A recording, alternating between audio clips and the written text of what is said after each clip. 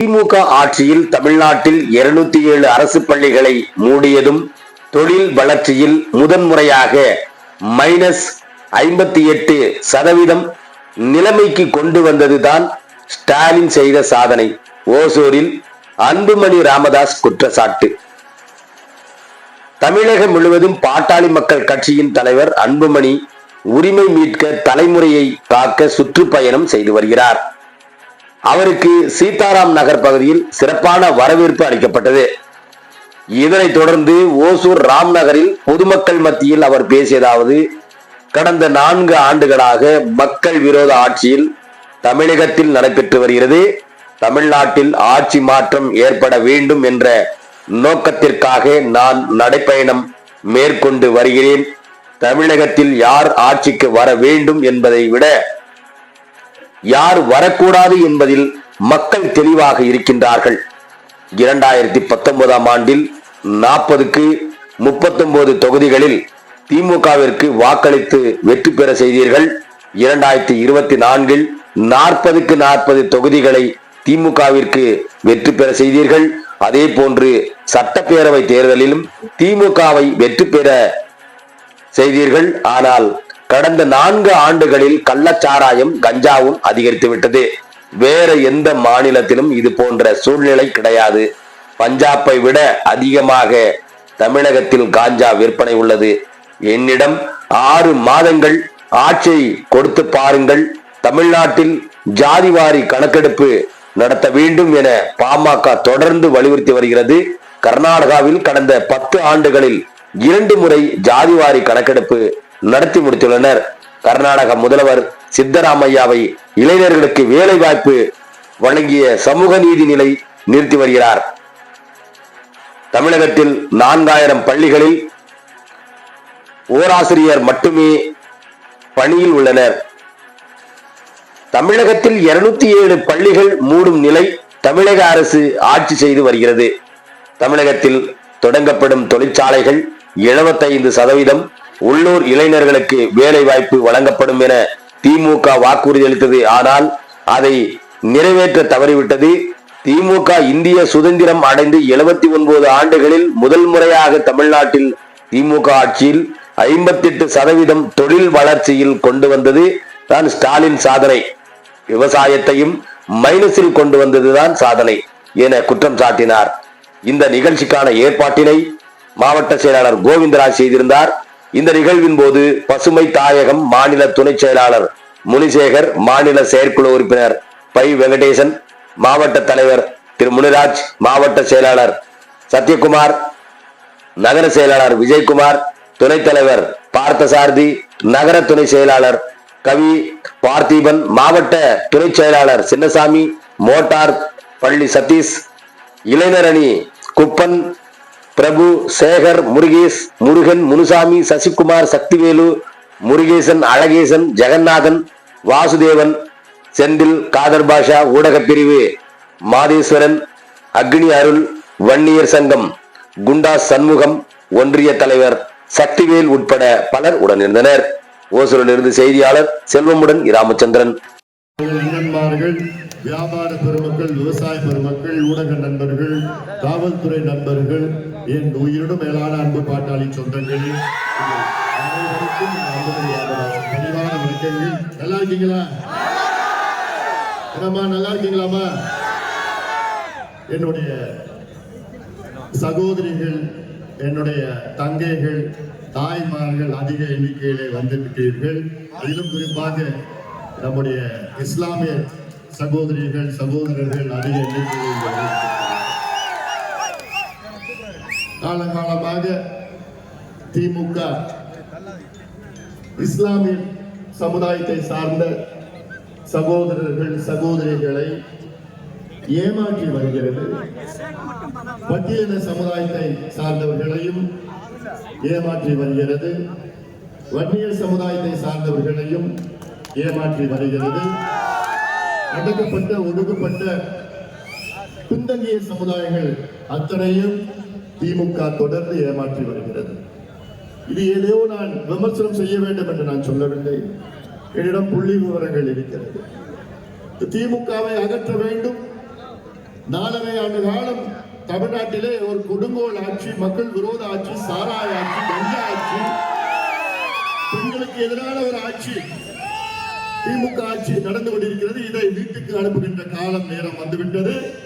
அதற்கு இங்கே வருகின்ற என் தம்பிகளும் என் தந்தைகளும் என் தாய்மார்கள் எல்லோரும் ஒன்று சேர்ந்து திமுக ஆட்சியை வீட்டுக்கு அனுப்ப வேண்டும் என்ற நோக்கத்திலே தான் இந்த நடைபயணத்தை நான் மேற்கொண்டிருக்கின்றேன். இது ஏதோ நான் விளம்பரத்துக்காக நான் வரவில்லை, நான் ஓட்டு கேட்க நான் இங்க வரவில்லை. வந்த நோக்கமே ஆட்சி மாற்றம் தமிழ்நாட்டிலே நடைபெற வேண்டும். அதை விட முக்கியம், வருகின்ற சட்டமன்ற தேர்தலில் யார் ஆட்சிக்கு வர வேண்டும் என்பதை விட யார் வரக்கூடாது என்ற முடிவை நீங்கள் எடுக்கும். யார் வரக்கூடாது, யார் வரக்கூடாது, அந்த முடிவை நீங்க முதல்ல எடுத்துடுங்க. ஏன் வரக்கூடாது என்று சொன்னால் 1008 காரணங்கள்.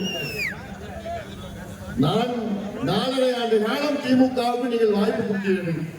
அதை விட முக்கியம் என்னவென்றால், கடந்த 3 தேர்தல்களில் நீங்கள் தமிழக மக்கள் திமுகவுக்கு வாய்ப்பு அளித்து வாக்களித்து நீங்கள் அவர் வெற்றியை கொடுத்தீர்கள். ஏதோ போன தேர்தல் மட்டும் கிடையாது, நீங்கள் சிந்திக்க வேண்டும். தமிழக மக்கள் 3 தேர்தல், 2019 நாடாளுமன்ற தேர்தலில் தமிழகம் புதுவை உட்பட 40 தொகுதிகளில் 39 தொகுதிகள் திமுகவுக்கு நீங்கள் வெற்றியை கொடுத்தீர்கள். நினைத்து பாருங்கள், 39 தொகுதிகள் 2019. 2021 திமுகவை ஆட்சியில் அமர்த்தினீர்கள்.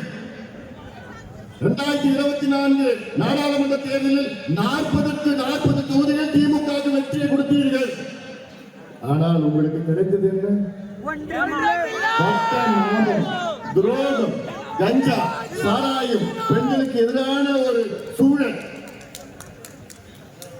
ஆக அடுத்த தேர்தலிலும் நீங்கள் திமுகவுக்கு வாய்ப்பு கொடுத்தீர்கள் என்றால் உங்கள் பிள்ளைகள், உங்கள் பேர பிள்ளைகளை நீங்கள் ஞாபகம் வைத்துக் கொள்ளுங்கள்.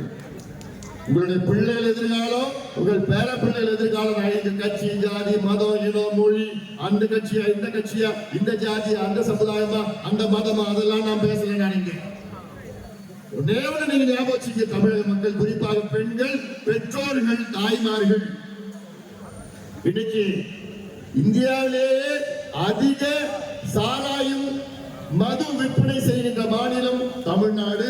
இந்தியாவிலேயே அதிக கஞ்சா, காக்கைன், ஹெரோயின், LSD, ஆம்பிட்டமின் எல்லாமே போதை பழக்கம், போதை பொருட்கள் விற்கின்ற மாநிலம் முதன்மை தமிழ்நாடு. சரளமா கிடைக்குது. வேற எந்த மாநிலத்திலும் அந்த சூழல் கிடையாது. ஏதாவது சொல்லுவாங்க அந்த காலத்துல, பஞ்சாப்ல தான் அவ்வளவு மோசமா இருக்குன்னு. ஆனா இன்னைக்கு இந்தியாவில் பஞ்சாபை விட மோசமான ஒரு மாநிலம் தமிழ்நாடு. காரணம் முதலமைச்சர் ஸ்டாலின் அவர்கள். அவர் கீழதான் காவல்துறை இயங்கிக் கொண்டிருக்கிறது. அதனால்தான் நான் மீண்டும் சொல்ல, நான் ஒரு டாக்டர், மருத்துவம், எனக்கு தெரியும். குடிச்சிட்டு வந்தானா, வீட்டுக்கு வந்தானா தெரியும், நாத்தடிக்கும். ஆனா போதை ஊசியோ, போதை மாத்திரையோ, போதை பவுடரோ போட்டுட்டு வந்தானா தெரியறதுக்கு உங்களுக்கு 1 வருஷம் ஆயிடும். உங்களுக்குள்ள இதுல இந்த பழக்கம் இருக்குன்னு தெரியறதுக்கு 1 வருஷம் ஆயிடும். 1 வருஷம் முடிச்ச உடனே அவன் வாழ்க்கை முடிஞ்சு போச்சு. ஏன்னா தெருவா கிடைக்குது, தெருவா கிடைக்குது. காவல்துறை தெரியாம யாராவது ஒரு பொருளை கஞ்சா வைக்க முடியுமா? ஒரு போதை மாத்திரை வைக்க முடியுமா?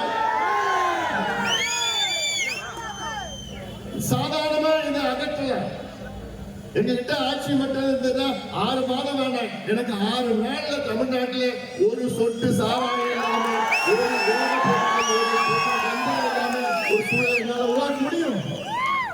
இதை நான் சும்மா நான் சொல்லல, என்னால முடியும். சாதாரண செயல். ஆனால் திமுக நிச்சயமா முதலமைச்சர் ஸ்டாலினால அது முடியல. ஏன்னா இந்த போதை பொருட்கள் விற்கிறது யாரு? திமுக.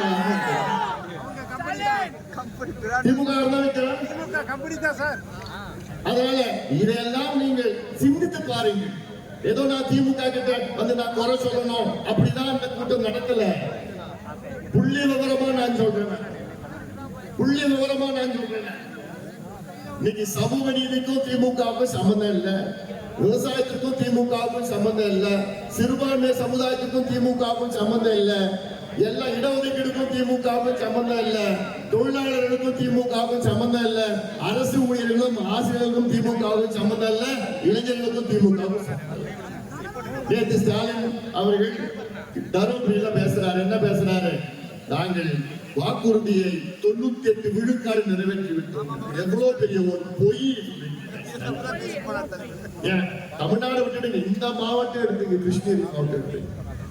இந்த கிருஷ்ணகிரி மாவட்டத்துல எவ்வளவு பிரச்சனைகள் இருக்கிறது. இந்த கிருஷ்ணகிரி மாவட்டத்துல மா விவசாயிகள் அதிக அளவில் இருக்கின்றார்கள். இங்க இருந்தா ரோஜா பூ உலகம் முழுவதும் ஒரு காலத்துல போச்சு, தண்ணி பக்கத்துல இருந்து. ஆனா இன்னைக்கு கோடிக்கணக்கான ரோஜா பூக்கள் ஏற்றுமதி செய்தார்கள். இன்னைக்கு பார்த்தா லட்சக்கணக்கு. காரணம் யாரு? திமுக. அதிபரை வசதி கூட கிடையாது. இதை ஏற்றுமதி செய்கின்ற அந்த தரத்தை திமுக உருவாக்கிய தவறிவிட்டது. இது சாதாரணமா செய்யலாம். ஏன்னா அவங்களுக்கு அதை பத்தி கவலை கிடையாது, தெரியும். கிருஷ்ணகிரி மாவட்டம்னா கிரனைட் கொள்ள, தாது மணல் கொள்ள, கிரனைட் கொள்ள, மணல் கொள்ள, எம் சாண்ட் ஆயிரக்கணக்கான டன் இங்க பக்கத்துல கர்நாடகா எடுத்துட்டு போறாங்க. இங்க நம்முடைய இயற்கை வளத்தை அழிச்சு ஒழிச்சு. ஆனா கேட்டா அபராதம் போட்டு சொல்றாங்க. எவ்வளவு அபராதம் போட்டானுங்கன்னா 321 கோடிகள். கொள்ளடிச்சது எவ்வளவு? 30,000 கோடி. ஃபைன் போட்டது எவ்வளவு? 321 கோடி. அந்த 321 கோடியும் தவணை முறையில கட்டலாம். ஃபைன் கட்டுறது. நீங்க கடனை வாங்குறீங்கன்னா தவணை முறையில கட்டினா விட்டுடுவானுங்களா? ஒரு மாசம் கட்டலன்னா வந்து நிற்பான் உன் வீட்டுல. உன் வீட்டை பிடிக்க எடுத்துருவான், இல்ல டிராக்டரை பிடிக்க எடுத்துருவான், எல்லாத்தையும் வண்டியை பிடிக்க எடுத்துருவான். ஆனா இங்க 30,000 கோடி ரூபாய்க்கு கிரனைட்டை கொள்ளடிச்சுக்கிட்டு அவனுக்கு போடுறது வெறும் 321 கோடி ஃபைனை போட்டு அதையும் தவணை முறையில கட்டலாம். இன்னைக்கு எவ்வளவு நாளா கட்டிருக்காங்க? எவ்வளவு தெரியுமா கட்டிருக்காங்க? 20 லட்சம் ரூபாய் கட்டிருக்காங்க. இப்படிலாம் தொடர்ந்து சொல்லிட்டு போன காரணம் திமுக ஊழல், திமுக லஞ்சம். இதை நீங்கள் சிந்திக்க வேண்டும். இது ஒசூர் மாநகராட்சி சொல்றதுக்கு எனக்கு அசிங்கமா இருக்கு. ஏன்னா இது நகராட்சி கூட தகுதியற்ற ஒரு நகரமா. இந்தியாவிலேயே மிக வேகமாக வளர்ந்து கொண்டிருக்கின்ற நகரம், முதன்மை நகரம் ஒசூர். இந்தியாவிலே the fastest growing city in India Hosur. ஆனா அதற்கு ஏற்ப கட்டுமானங்கள் இருக்கிறதா? அடிப்படை வசதிகள் இருக்கிறதா? சாலைகள் இருக்கிறதா? குடிநீர் இருக்கிறதா?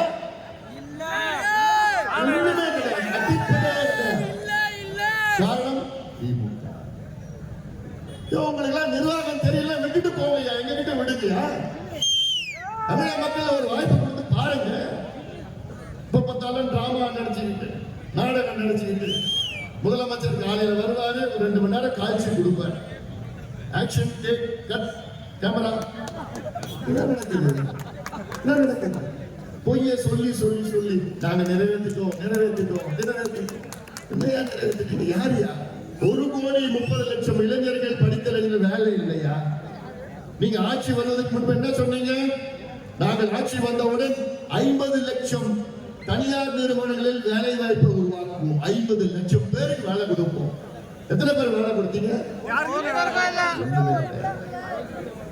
தேமுக ஆட்சி வருவதற்கு முன்பு நாங்கள் ஆட்சி வந்தவுடன் 3 லட்சம் அரசு வேலைகளை நாங்கள் நிரப்புவோம். காலியான வேலைகள் 3.5 லட்சம் வேலைகளை உருவாக்குவோம். எத்தனை உருவாக்குனீங்க? ஒரு வேலை கூட உருவாக்குற.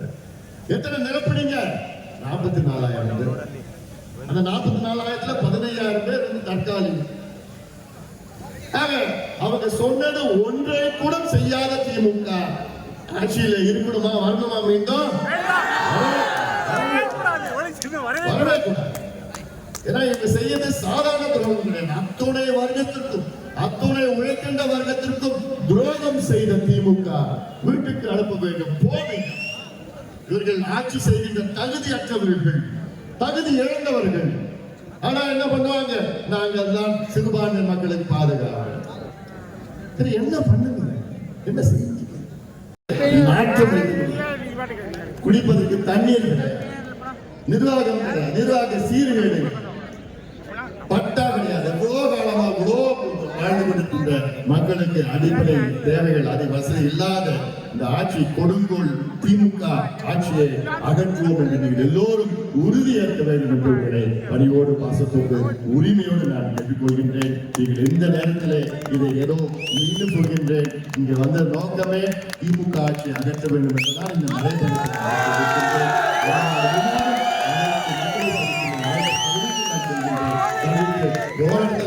அவ்வளோ மக்கள் திமுக ஓட்டு போட மாட்டோம்.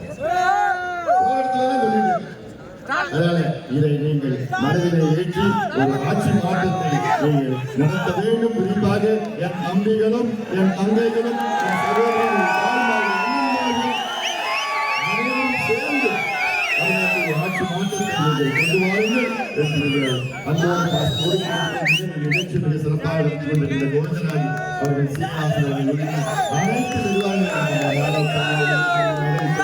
எல்லா நிர்வாகிகளுக்கும் என்னுடைய நன்றியை வாழ்த்து தெரிந்து மீண்டும் சொல்கின்றேன்.